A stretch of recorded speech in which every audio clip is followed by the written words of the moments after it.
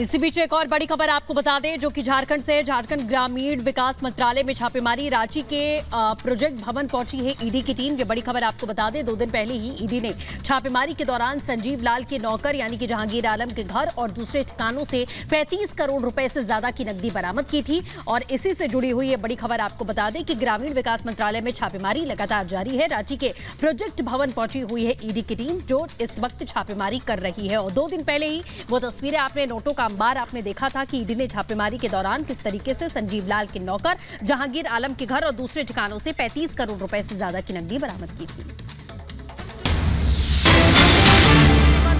अरविंद केजरीवाल की अंतरिम जमानत पर रिहाई के मामले में सुप्रीम कोर्ट शुक्रवार को अब आदेश जारी कर सकता है। देखिए, पहले कहा गया था सुप्रीम कोर्ट की तरफ से कि कल यानी 7 मई को ये फैसला लिया जाएगा, लेकिन एक बार फिर से विचार करने की बात कही गई थी और अब ये खबर आ रही है कि शुक्रवार को आदेश जारी किया जा सकता है। अरविंद केजरीवाल की अंतरिम जमानत पर रिहाई के मामले में यह फैसला अब शुक्रवार को आ सकता है। उसके पहले सुनवाई हुई थी लगातार और 7 मई को यह तारीख तय की गई थी जब कहा गया था कि चुनावों को देखते हुए फैसला लिया जा सकता है, लेकिन कल भी फैसला नहीं लिया गया था। और अब बताया जा रहा है कि सुप्रीम कोर्ट शुक्रवार को अपना आदेश जारी कर सकता है।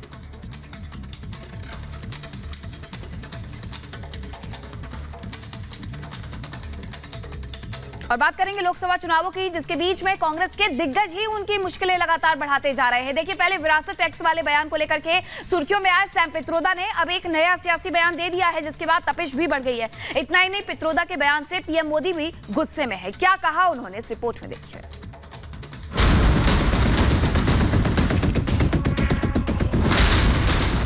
कांग्रेस नेता राहुल गांधी देश में मोहब्बत की दुकान खोल रहे थे, लेकिन उस मोहब्बत की दुकान से लगातार जहरीले पकवान परोसे जा रहे हैं। पहले विरासत टैक्स और अब नस्ल भेदी टिप्पणी करके इंडियन ओवरसीज कांग्रेस अध्यक्ष सैम पित्रोदा फिर विवादों में घिर गए हैं।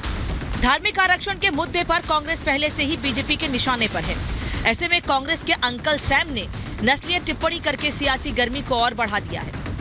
लोकसभा चुनाव के बीच पित्रोदा ने भारत को रंग के आधार पर बांटा तो बीजेपी ने इस मुद्दे को लपक लिया।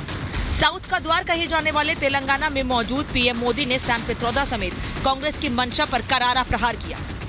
चमड़ी के रंग के आधार पर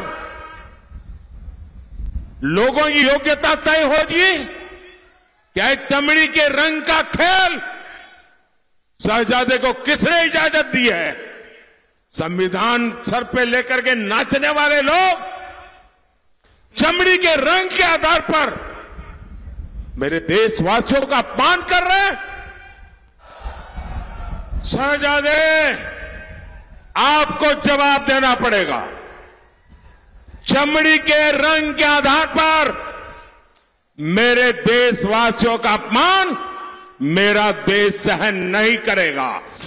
जिस देश को उसकी विविधतापूर्ण संस्कृति की वजह से जाना चाहता हो, उस देश के लोगों को रंग के आधार पर बांटकर एक बार फिर कांग्रेस के नेता ने साबित कर दिया है कि उसकी कथनी और करनी में बहुत फर्क है। जो सैम पित्रोदा जी का बयान है, ये भारत के उस मूल स्वरूप के प्रति अज्ञानता और अवमानना मींस इग्नोरेंस एंड कंटेम्प्ट दोनों को बताता है कि बाबरी ढांचे को बचाने के लिए आप अदालत तक खड़े थे, आप राम मंदिर को बदनाम करने के लिए आप 7 समुंदर पार से खड़े हुए हैं। भारत की विविधता और लोकतंत्र, राम मंदिर, रामनवमी और प्रधानमंत्री जी के मंदिर जाने से चैलेंज हो रही। मैं पुनः कहना चाहूंगा कि विदेशी मानसिकता के इन सलाहकारों से ओतप्रोत लोग उस विचार को समझ ही नहीं सकते। पित्रोदा के बयान पर जहां बीजेपी सियासी माइलेज लेने में जुटी हुई है, वहीं कांग्रेस के लिए ऐसी टिप्पणी को डिफेंड करना भारी पड़ रहा है। विरासत टैक्स वाले बयान से तो कांग्रेस ने पल्ला झाड़ लिया था, लेकिन भारतीयों पर नस्लीय टिप्पणी कांग्रेस की मुश्किल बढ़ाने वाली है। अब देखना ये होगा कि कांग्रेस के बयान बहादुर इस चुनाव में उसे कितना नुकसान पहुंचाते हैं। Bureau report, Republic Bharat.